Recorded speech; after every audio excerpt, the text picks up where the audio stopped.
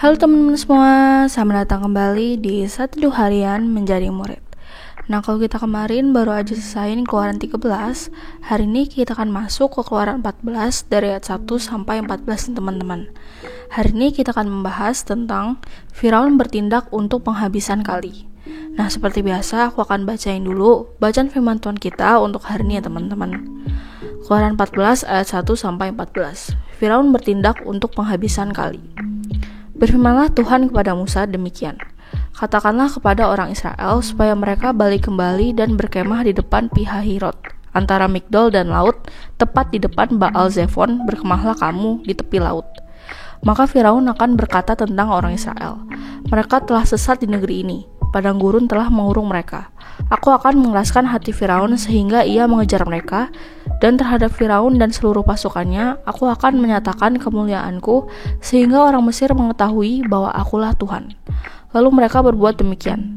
Ketika diberitahukan kepada Raja Mesir bahwa bangsa itu telah lari, maka berubahlah hati Firaun dan pegawai-pegawainya terhadap bangsa itu, dan berkatalah mereka, apakah yang telah kita perbuat ini, bahwa kita membiarkan orang Israel pergi dari perbudakan kita? Kemudian ia memasang keretanya dan membawa rakyatnya serta. Ia membawa 600 kereta yang terpilih, ya, segala kereta Mesir, masing-masing lengkap dengan perwiranya. Demikianlah Tuhan mengeraskan hati Firaun, Raja Mesir itu, sehingga ia mengejar orang Israel. Tetapi orang Israel berjalan terus dipimpin oleh tangan yang dinaikkan.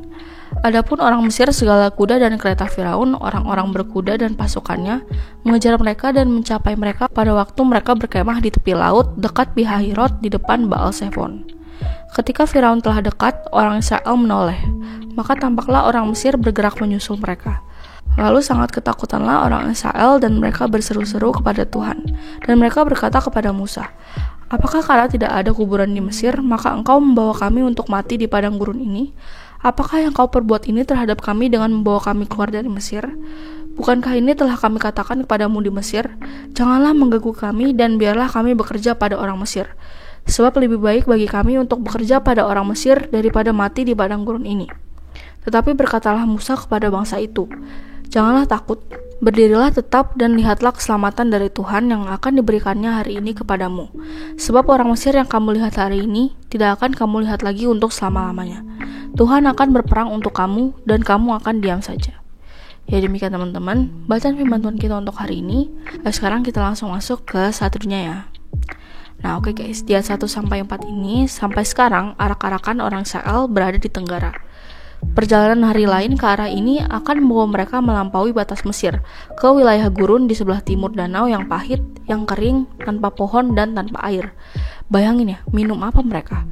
Hanya ada sedikit makanan untuk ternak mereka dan sama sekali tidak ada air untuk diri mereka sendiri. Bisa didapat hanya dengan mujizat. Karena itu Tuhan mengubah arah rute mereka dari tenggara ke selatan menuju Teluk Suez. Dan keadaan ini membuat Firaun melakukan pengejaran. Di ayat ketiga, mereka telah tersesat. Firaun tidak dapat membayangkan bahwa mereka akan mengambil rute ke barat danau yang pahit, wilayah yang tidak dapat ditoleransi. Firaun berpikir, wah, orang Israel udah terjebak di padang belantaran nih. Kesempatan untuk mengejar. Firaun memikirkan, hutan belantarannya sendiri, gurun antara lembah Nil dan Laut Merah. Nah, gurun ini menghalangi jalan mereka dan menutup mereka. Orang Israel itu tidak dapat melarikan diri jika Firaun dan orang-orangnya mengikuti mereka, karena mereka terjebak laut di satu sisi dan terjebak gurun di sisi lain. Di depan mereka gurun, sementara Firaun akan menekan di belakang mereka. Di ayat keempat, mereka akan mengejar orang Israel. Namun, Tuhan akan menaklukkan Firaun sehingga orang Mesir tahu dan menyetujui bahwa Yahweh adalah Tuhan. Di ayat 5-9, Firaun mungkin berpikir, tidak ada kematian lagi setelah kematian anak sulung. Jadi mungkin tidak ada bahaya lebih lanjut yang harus dialami orang Mesir. Firaun sudah mulai menyadari kehilangan banyak sekali budak. Banyak dari antara budak itu yang sangat terampil dalam seni yang berbeda. Dia semakin menyesali izin yang telah diberikan kepada bangsa Israel. Pas lagi nyesel, pas banget ada laporan nih dari Intel bahwa orang Israel rutenya kayak kiri kanan salah, maju susah, mundur gak mungkin. Intinya orang Israel dalam posisi berbahaya. Maka Firaun memutuskan untuk mulai mengejar dengan pasukannya. Dia menyiapkan 600 kereta-kereta.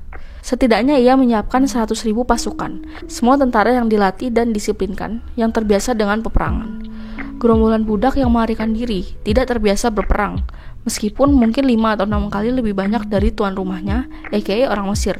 Tapi dari kekuatan mah udah pasti gak mungkin mengalahkan Mesir, guys. Firaun tidak diragukan lagi mengharapkan penyerahan tanpa syarat dari pihak Israel. Begitu mereka melihat pasukannya, langsung gentar, terus menyerahkan diri, terus balik lagi jadi budak. Itu maunya Firaun, guys. Date kelima, Firaun ketika dia membiarkan orang Israel pergi, pasti merasa yakin bahwa mereka tidak akan kembali secara sukarela. Secara formal, bagaimanapun, ia hanya menyetujui perjalanan mereka 3 hari ke padang belantara.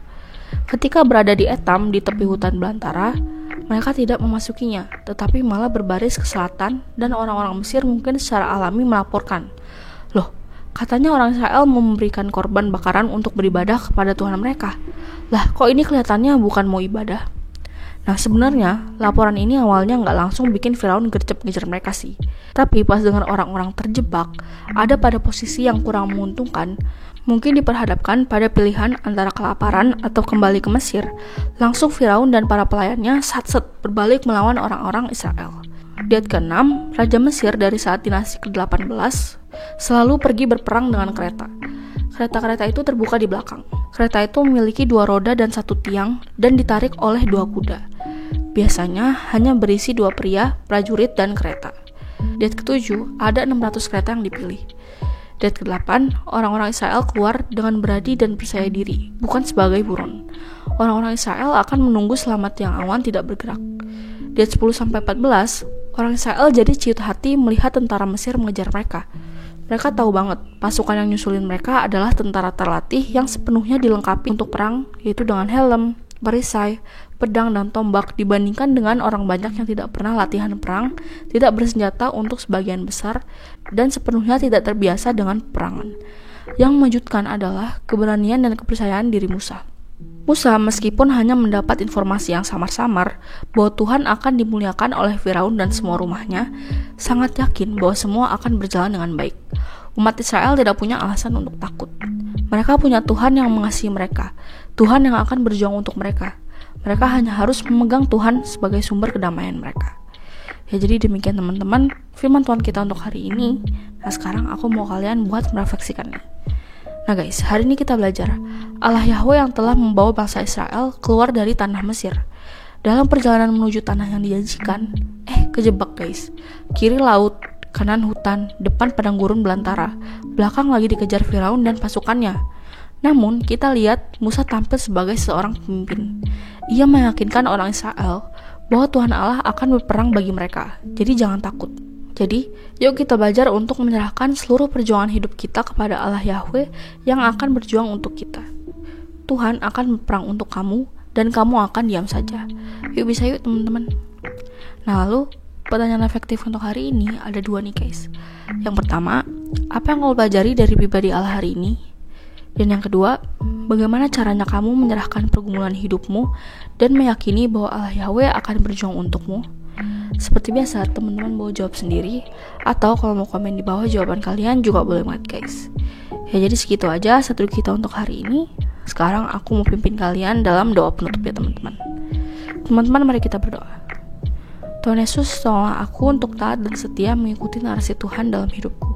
Terima kasih Tuhan, hanya di dalam nama-Mu kami berdoa. Amin. Tetap semangat guys, Tuhan Yesus beserta kita. Thank you for watching and see you in the next video. Bye-bye.